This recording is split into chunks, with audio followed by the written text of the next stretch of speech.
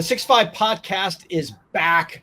I am Pat, and this is Daniel. And Daniel, we are talking about our favorite subject, which of course is cyber resiliency. Actually, it's AI. It's all we talk about, but it's amazing how cyber resiliency and AI are meshing today.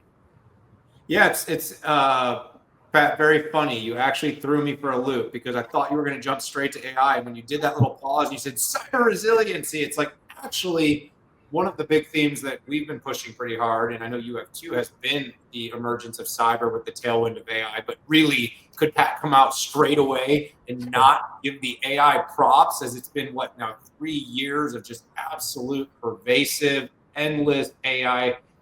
But it's also been great for us. I mean, is what we do, analyzing the industry, watching, learning, pontificating. I mean, we're having a ton of fun, Pat. But yeah, it's great to be here for this virtual webcast here on the 6 5. What a great topic! What a great guest we have. No, totally. And one company that's been crushing in this space has obviously been Commvault, and whether it's Clumio acquisition, Satori acquisition, built nearly $1 billion in ARR and big growth in subscriptions. It is my pleasure to introduce back to the 6 5 Sanjay. How you doing, my friend? I am very well, and thank you guys. Good to see you both. You look well. Thank you. We're trying very hard. I follow you. We got to be careful though, not to let this be like on our regular show. Sanjay, Pat, and I have these little diatribes. We run down these tangential conversations about our weightlifting, nutrition, fitness, peptides, and so we joke because like we don't want to draw our guests into this mess, but sometimes we do. But what makes these shows interesting is you get a little personal. You get to know Sanjay a little bit more. You get to know Pat a little bit more. Nobody wants to know me any more than they want to do. You look good, guys. Keep it up. Yeah, so let's jump in, man. It's been a year, and over the year, I've watched your earnings. I see the shares each quarter. Really good stuff. But let's just kind of start broad, and then we'll get a little bit more into some of the depth in M&A and other things you're doing. But like, what do you see as what's kind of driving the demand that's been leading to these great results quarter after quarter? Yeah, no, thank you for noticing. We've been working hard, and it's been a year. It's surprising. It was around Shift last year that we connected, and it's almost time for Shift this year.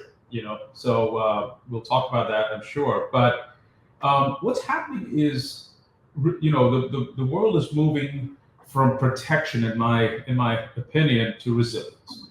So protection is kind of table stakes. You have to make sure that you're well protected, whether it be on the perimeter or your data. And those two worlds have come together quite well, if you would. So you're protecting to make sure that you make it hard for the bad actors to get in, and then if you believe that they might or they have, then you make sure that your crown jewels are well protected. We've talked about that for many years, and we've gotten hopefully really good at that.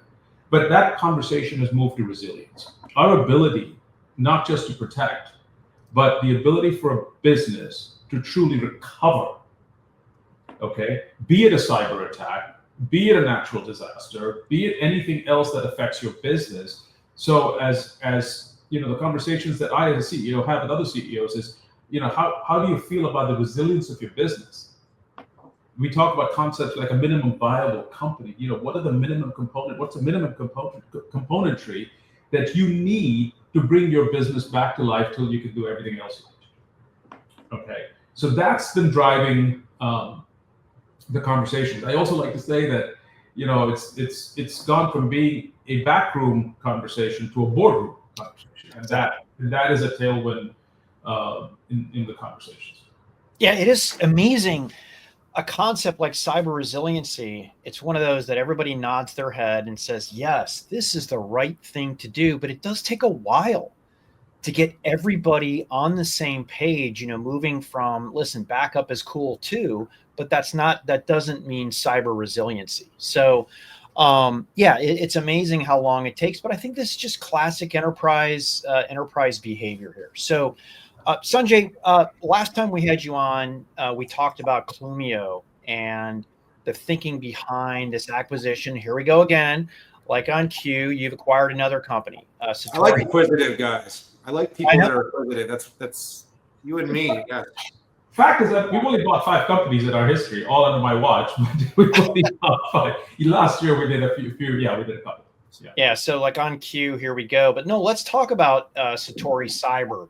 What's the strategic thinking about it?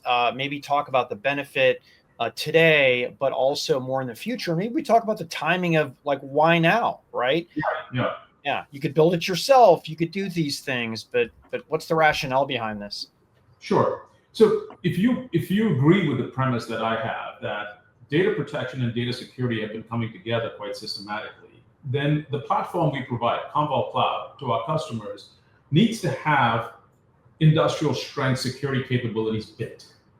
Okay, now that doesn't mean I'm doing the stuff that pure play security folks do, what I call on the left, the defending, the identifying, all the things that you do there, which you need, and that keeps evolving.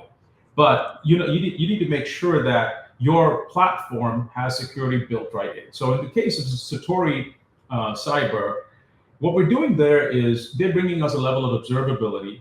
They're bringing us a level of being able to really keep data compliant, and for whatever use it is that you have inside of your business. Satori does a really good job with structured data. They're doing some work, as to your question, what does it mean in the future, in being able to do policy-based capabilities with, say, how you train your LLMs. Okay, so there's different use cases, but what it gives you is the observability inside of our platform. So then so the data that we're protecting is secure by design. Okay, it's more secure by design, and it keeps going. You keep extending the concentric circles of security around that data the best you can. So this is it's a very purpose-built capability that we think is going to add a whole ton of value. Also, don't forget, as much as we're all steeped in the AI conversation, customers that we deal with are hybrid by design. Exactly. And so they've got large data assets on premise. They've got data in flight. They've got data in the cloud. It's moving between clouds. It's got SaaS apps. And so that observability and that compliance capability is paramount. And so as soon as we finish the acquisition, it gets built right into the platform as value for our customers. It is, and the reality is that you have to modernize to do AI, but most people are modernizing too. Everything is not going to be AI enabled, and you have to do both as well. And this bifurcation of workloads, like I like to call it, there's a requirement now for what I like to call a hybrid multi-cloud fabric. And you have a hybrid multi-cloud fabric for cyber resiliency. So yeah, I'm on board with that. That's the thinking. Well, that's the whole show right there. We just cut it off.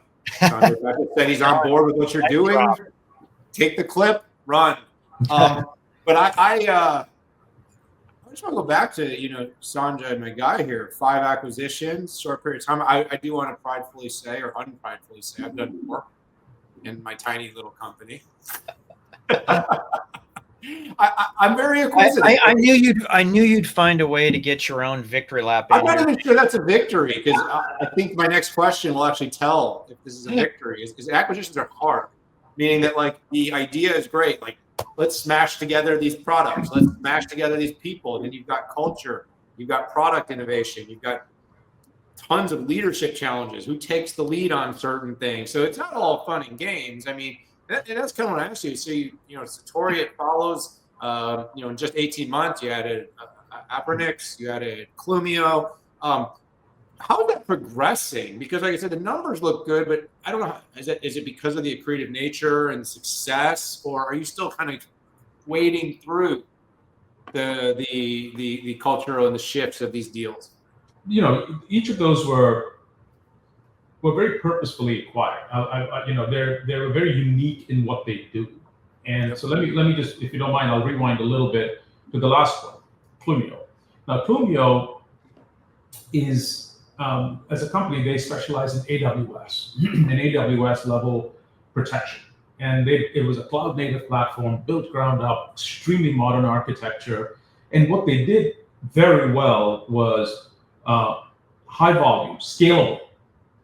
protection. So when you're using S3 as an example, and you're writing millions of objects into your buckets, that protecting that workload as it grows over time requires very unique capabilities, both from an AWS implementation, but also just the way you skin it, just the way you do it. Costs become important, laws of physics become important, time to recover becomes important. And they built some amazing IP, had some really loyal customers. And we took that product and we continued to enhance it. It integrates into the platform, but it also has core AWS capability as customers want. Some customers said, we just want that stuff. We want that. And have at it. That's been doing well for us. And also what it's starting to do is it's starting to protect what the componentry that over time will be AI, the large data sets, the high velocity data sets, the variety of data that needs to be backed up, the provenance of that data. And so, over time, as stacks get more standardized, we think we have a great story, and it's not the only story, but we have a great story specializing in the AWS capability, and we love it. We've added customers, it's growing. If you rewind a little prior to that, we had Appranix. You mentioned Appranix. Appranix is unique and continues to be very unique in what it does. It's cloud native and it protects cloud native applications on any cloud. So a cloud native application, if I oversimplified it, has the actual config of that loosely coupled application. It has the metadata and it has the data. And to bring that back to life, we've taken, I talked about resilience. It's not just the data we bring back, but the whole app and the state. And that's unique. It's unique, continues to be very unique, and it's doing really well for us. So we bought those because of the fundamental premise that one size doesn't fit all. Okay, it just doesn't. And in a truly hybrid enterprise, the fabric has to use your term, that has to extend into cloud native apps, traditional apps, edge apps, now AI apps. And so the resilience, you're only as good as your workload coverage. Okay, and we're trying to make sure that what's held us in good stead over the past few years continues to hold us well as customers get more diversity in their workloads, especially with AI and AI type characteristics. So technologically, these companies are coming together, because one of the challenges of any acquisition, particularly services and software, is technologically pulling these together so you have a platform that you can build on, as opposed to kind of piecing stuff together if those companies are on different platforms. I don't think there's a single formula.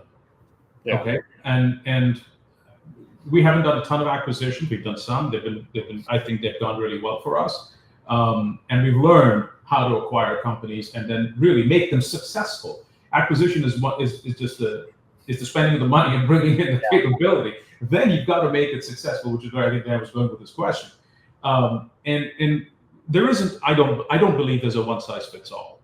In the case of Clumio, we've left the goodness of Clumio the way it was built with the right integrations into our platform. So if we have a Commvault platform customer, Commvault cloud customer, and they want to use Clumio, it's a federated thing that they can get to it, or vice versa. Okay. With Appranix, we've brought it into the platform, and so you spin up an Appranix capability from the platform, and the value lies in cloud native, but also the rest of it. So it really depends. The teams we've integrated, I think, at the right level, and in some cases we've kept them fairly insulated. Like keeping them together because they do their best work in the way they operate. And the founders of both companies are very active. I don't think it's a one size fits all. Yeah, no, I appreciate that. Sorry to go into the weeds, but I get that question every once in a while about from your potential customers and stuff like that. Hey, I can't believe we've gone almost 15 minutes here, Sanjay, and we haven't done the deep dive on AI, right? We've seen how you've been able to take advantage of AI. We've seen some announcements on how you are able to integrate AI. Can you talk a little bit about overall the fundamental strategy, how you are looking at AI right now? Sure. And you guys have known me for a while. We're not the company that rushes in with hype cycle announcements. We like to make sure we've got something that truly solves a hard problem for a customer. and we pride ourselves on that. That's just the philosophy of the company we are. So the way I look at AR is it's in layers and it's evolving every day. Okay, the first layer is productivity. So we've got a Copilot that allows our customers to interact with our technology, solves problems, reduces support calls for them, make sure that they're provisioning and running faster. So as you'd expect, a good, intelligent capability to enable productivity. Have that, continue to grow that. That's called R&D. Then the next step is making sure that AI apps, to what we talked about, AI apps as they evolve inside of the enterprise, as they start taking shape and truly taking shape, that we are able to do for those AI apps what we've done for other stacks over time. Yeah. And that starts with getting the componentry right. Do I really have the best capability on vector databases? Do I have the best capability on LLMs? Am I protecting the right way? Forget the hype cycle. It's about the data. And are we doing what we need to do to help customers as they build those apps be one step ahead of them to assist them through that process? The third, and in no particular order, is where I think we could add a ton of value and continue to do a lot of our good R&D in is recovery. Okay, when you need to recover, you tend to have less information than more. What happened? Was it a breach? What did it take? How did they get in? They're still there. So you're simultaneously trying to bring your business back to life while doing forensics around those things. So for us to be able to use AI to truly give customers a prescriptive or a pinpointed capability that says, start here. We think based on what we know, this is a pretty good, I'm oversimplifying it, but there's a lot of tough engineering that goes in here that says, this is a good place to start. And then enabling that journey for them with clean room and Active Directory automation and AI helping them with the automation pieces of it. So if you think of the layers, there's recovery, helping customers truly recover. There is the ability to have productivity around it, and then actually protect the actual apps itself. Now, that's what I'm giving you a 30,000-foot view where we are today. Come November 12th, we're going to have a whole bunch more stuff that I think will really dazzle. I can't give everything away on this right now. I mean, if you want, you can. You're going to have me back. Yeah. Okay. We're good with it. We'll make sure we let your team know that you've requested to do this again very soon. We appreciate that. Interestingly, before I do want to ask you about Shift. You sort of teased it earlier, but before I ask you about Shift, when I talk to CEOs of companies right now, I do love to ask this question. What about AI in terms of your own teams and company? Sure. How much are you seeing that proliferate? Are you seeing productivity, efficiency gains, and how much are you pushing utilization of these tools inside Commvault? It's a question. I don't think I have a staff meeting without that sort of topic coming together. So I bifurcated very simply because I like to keep it that way, which is AI for Commvault and Commvault for AI. All right. So we talked about Commvault for AI, how we're building things to enable AI protection and so on within customers and partners. The other way around, when you're looking at it, every one of my execs has a mandate to really go embrace the tooling, go experiment, go do sandboxing, and figure it out. Now, vanity metrics are great. I did this faster, or I translated that better, or I supported that quicker, but over time, and I say over time, I mean in short order, we need to have real metrics. And we've got a lot of work going on internally that says, this is truly driving productivity. This is truly driving efficiency. That's what we're looking for. But with every single executive, as we go into the new year, we're gonna have very defined metrics as part of it. I like to say you're gonna have humans and you're gonna have agents. Yeah. And you gotta have to figure out how what your workforce looks like in unison, togetherness, because it's not one or the other, or you can't be rash about it. You've got to think about it because there's maturity here. You need maturity. It's not everything just doesn't work the way you hope it works. There's a curve of maturity, and we're fully aware of it. So yes, make it part of your core objectives as an executive to start experimenting, sandboxing, learning, measuring, and then as we go into the new fiscal year for us, really having a point of view on what your business plan looks like. I appreciate you answering that. So I'll give you the little moment of sweet promotion of an exciting event you have coming up, the Shift event. We tend to talk around this each year, and it's coming up again here in the fall. And from what I can see, it looks like you've got the sort of who's who of the hyperscalers, some of the biggest infra companies. You've got energy players coming to show. You've got integrators coming in. I see names AWS, Microsoft, Worldwide Tech, Deloitte, HPE, Pure Storage, Constellation. I mean, big names, big companies all coming. So what are the big themes that are driving all these partner sponsors and customers to the event? So, guys, we kind of do a big annual unveiling of the new platform, new capabilities, new direction. So there's a lot of that. There's going to be a lot of, hey, this is the stuff we've been building and coming out with. But there's also, we're also looking at there's also mindset internally that how does cyber resilience or resilience in general evolve in the era of AI? And we're in the early days of adoption, we're in the early days of measurement, we're in the early days of protection, and what should we be thinking of as, if I was a customer, what would I want to know? And you're going to see a lot of deep understanding in the world of humans and agents and AI and how stuff's going to change and how do you think about true resilience in that world? So another way to think about it is maybe the evolution from cyber resilience to AI resilience. There's going to be a ton of great new technology releases, great partnership releases. How are we partnering? Because this is a team sport.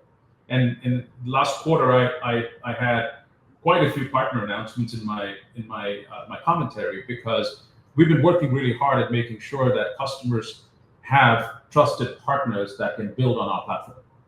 So be it the Kyndryls, be it the Deloittes, be it the HPEs, and really making sure that their capabilities really dovetail nicely with what we're delivering on a platform.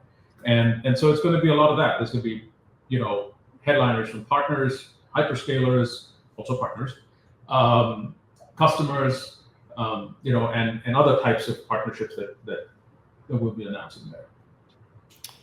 Well, it sounds like a really exciting event. Sure. Obviously, all of you out there listening, definitely check it out. Great to spend time with you. Thank you so much for coming back. Sorry that we told you a little bit about our workouts, but we promised we wouldn't bore you too much. You come back. Maybe we'll get to hear a little bit about yours, but we hope you have a great year, great continued quarters, great upcoming event, and we definitely want to see you again soon. Thank you both. Thanks. And thank you, everybody, for being part of this 6.5 webcast virtual edition. We appreciate you being here. Stick with us, subscribe, be part of our community. Check out all of the great episodes here on the 6.5. We got to go for now. We'll see you all later.